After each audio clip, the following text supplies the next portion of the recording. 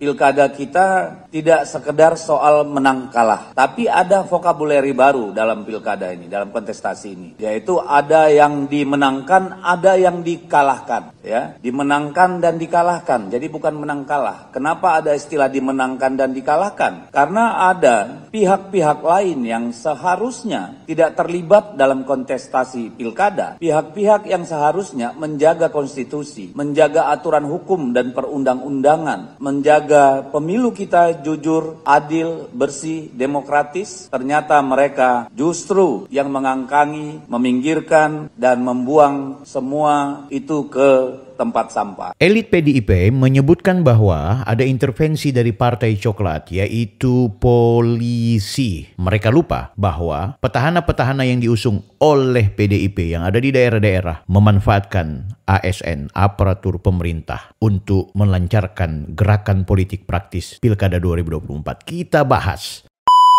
Halo guys, kembali bersama saya Bang Bill. Di video kali ini kita akan membahas isu-isu politik nasional. Dan kali ini kita berada di nuansa pilkada pemilihan kepala daerah tahun 2024 pasca pemilu 2024 yang lalu. Kita ketahui bersama sekarang kita sudah dipimpin oleh Pak Prabowo, ya, dari Partai Gerindra, dan tentu dengan gabungan partai politik lainnya, yaitu dari istilahnya apa ya, Koalisi Indonesia Maju, minus PDIP dan beberapa partai lainnya.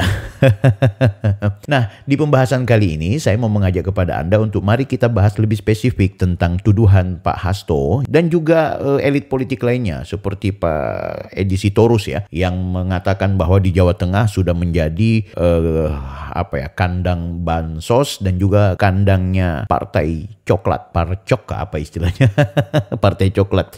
Ya, tentu tuduhannya itu terkait mereka miris bahwa telah terjadi penggalangan Partai Coklat, dalam hal ini adalah polisi, untuk memenangkan calon-calon kepala daerah tertentu yang tentunya tidak berafiliasi dengan PDIP, melainkan berafiliasi dengan Bapak Joko Widodo dan juga bahkan Prabowo. Tuduhan ini mungkin menarik, ya, bisa juga dijadikan semacam evaluasi, kita jadikan bahan untuk kemudian kita analisa apakah ini benar terjadi. Kalaupun memang benar, ya, kita harus kritik. Kalaupun ini menjadi tuduhan yang serius, ya, ini perlu juga kemudian mendapat catatan tertentu. Tapi yang harus jangan kita lupakan juga, petahana-petahana yang diusung oleh Partai Demokrasi Indonesia Perjuangan, ya, calon bupati, calon gubernur, mereka juga memanfaatkan ASN-ASN untuk kemudian ikut bergerak, ya. Jadi netralitasnya ASN juga dipertanyakan. Ya, sudah menjadi rahasia umum. Anda bisa lihat di daerah-daerah yang kebetulan calonnya adalah dari PDIP, yang kebetulan statusnya masih menjadi wali kota, bupati, atau mungkin gubernur.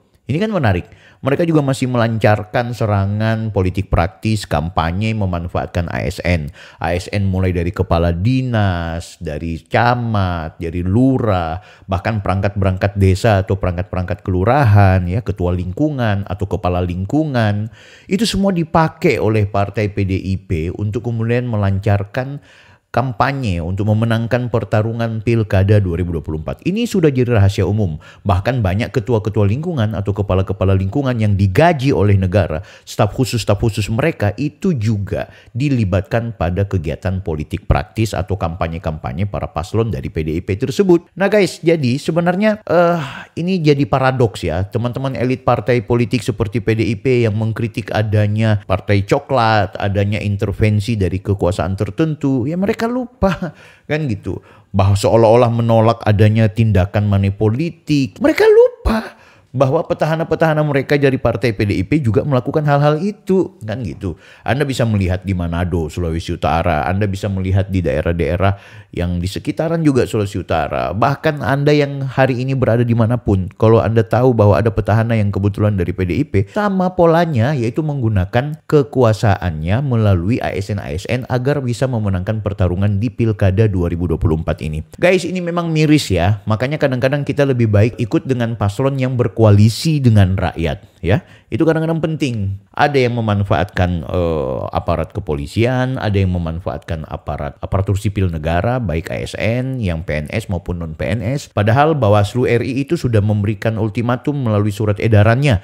Bukan cuma ASN, yang non-ASN pun, ya, mereka itu dilarang melakukan kegiatan politik praktis atau berkampanye di Pilkada 2024. Jadi kalian yang menerima gaji dari sesuap nasi yang diberikan oleh pajaknya rakyat, Anda itu dilarang berpolitik gitu ya. Tapi semua sudah terjadi, pilkada sudah usai, pencoblosan sudah berakhir. Sekarang proses penghitungan, ada yang sudah klaim menang, ada yang masih menunggu hasil keputusan KPU. Kita sudah tahu intinya siapa yang menang dan siapa yang kalah. Namun yang perlu juga kita evaluasi hari ini adalah ketika elit-elit partai tertentu, termasuk dalam hal ini adalah PDIP, yang mengkampanyekan dengan polarisasi yang seolah-olah flying victim nih. Flying victim sekali, seolah-olah dizolimi. Padahal juga perbuatan-perbuatan dari elit-elit partai PDIP juga di beberapa daerah justru lebih parah, memanfaatkan aparaturnya kemudian menggiring masyarakat agar memilih paslon mereka. Bahkan ada kegiatan-kegiatan bakti sosial, bantuan sosial yang diberikan oleh petahana yang kemudian itu adalah untuk memanfaatkan kampanye-kampanye kepentingan sang petahana tersebut. Jadi di video kali ini saya ingin mengajak kepada kita semua untuk menganalisa semua praktek elit kita ini yang sebenarnya perlu kita kritisi, perlu kita evaluasi. Kami di PDI Perjuangan terus terang sedih. Karena yang dimaksud Partai Coklat ini sudah barang tentu adalah oknum-oknum kepolisian. Cuma karena tidak hanya satu tempat, mungkin sebaiknya kita tidak menyebut oknum-oknum. Tapi ini sudah sesuatu yang bersifat garis komando. Dan saya kira pemegang kuncinya adalah Listio Sigit. Beliau bertanggung jawab terhadap institusi yang dia kendalikan, yang dia pimpin, yang ternyata merupakan bagian dari kerusakan demokrasi kita. Saya tidak mau bilang bahwa mereka ini perlu kita tanggalkan, perlu kita hujat. Tidak, tapi begitulah potret elit kita ketika kemudian mereka menampilkan wajah seolah-olah merasa kalah karena dicurangi. Di tempat yang lain oleh mereka-mereka juga, mereka menggunakan pola yang serupa gitu. Tinggal cerdasnya kita sebagai rakyat, jangan sampai kemudian kita termakan dengan polarisasi yang dibangun oleh para politisi. Namun begitulah potret politisi kita, mereka menampilkan gambaran-gambaran yang seolah-olah kita ingin dididik padahal mereka melakukan pembodohan dan juga pembohongan publik. Friend, silakan Anda melihat video-video saya sebelumnya juga membahas tentang bagaimana Hasto yang begitu gencar menghajar Jokowi. Ibu Mega juga yang memperlihatkan kekecewaannya ketika PDIP di kandang-kandangnya sebelumnya, di daerah-daerah yang sebenarnya merupakan basisnya, tapi tidak memenangkan pemilihan kepala daerah dalam hal ini seperti pemilihan gubernur.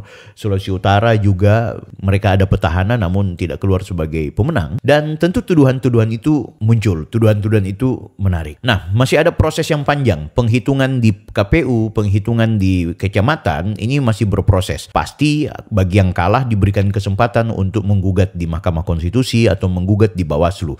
Tentu kalau di Bawaslu berkaitan dengan pelanggaran-pelanggaran kampanye atau pelanggaran-pelanggaran yang berkaitan dengan terstruktur, sistematis dan masif.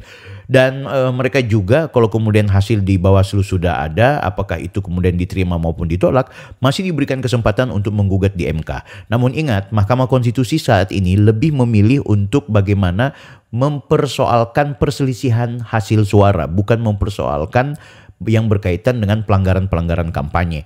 Kalaupun ada data-data yang membenarkan terjadi peristiwa pelanggaran terstruktur, sistematis atau masif yang dilakukan oleh baik itu petahana atau dari calon-calon tertentu yang kemudian memenangkan pertarungan dengan memanfaatkan aparat, baik aparat sipil maupun aparat militer, maka MK bisa menjadikan itu sebagai landasan dan rujukan untuk mendiskualifikasi paslon yang sudah terbukti benar-benar melakukan tindakan pelanggaran kampanye terstruktur, sistematis dan juga masif. Nah, jadi guys, pelajaran dari video ini kita harus memberikan gambaran kepada masyarakat. Kita jangan terpesona oleh karena flying victim ya yang dilakukan oleh elit-elit Partai Demokrasi Indonesia Perjuangan, dan kita juga tidak bisa mendukung terhadap polarisasi yang dilakukan oleh paslon atau pihak-pihak tertentu yang memanfaatkan alat negara untuk kepentingan politik praktisnya yang akhirnya bisa memenangkan pilkada. Tentu ini mencederai demokrasi kita, mencederai apa yang menjadi amanat konstitusi kita, sehingga kita harus jadi cerdas, memilih berdasarkan hati nurani. Namun semua sudah terjadi. Ada yang memilih karena diberikan uang, ada yang memilih karena iming-iming, ada yang karena tekanan, ada juga yang memang dengan kesadaran datang ke TPS untuk mencoblos orang yang dianggap pantas menjadi wali kota, bupati, dan juga gubernur di daerahnya. Jangan lupa like, comment, and subscribe. Kalau Anda tidak setuju dengan pikiran-pikiran saya, Anda langsung komentar saja. Anda bisa saksikan juga video-video saya sebelumnya. Banyak informasi penting yang barangkali bisa menjadi edukasi buat saya secara pribadi dan juga Anda yang melek politik. Saya Bang Bill, Offside. Sampai jumpa.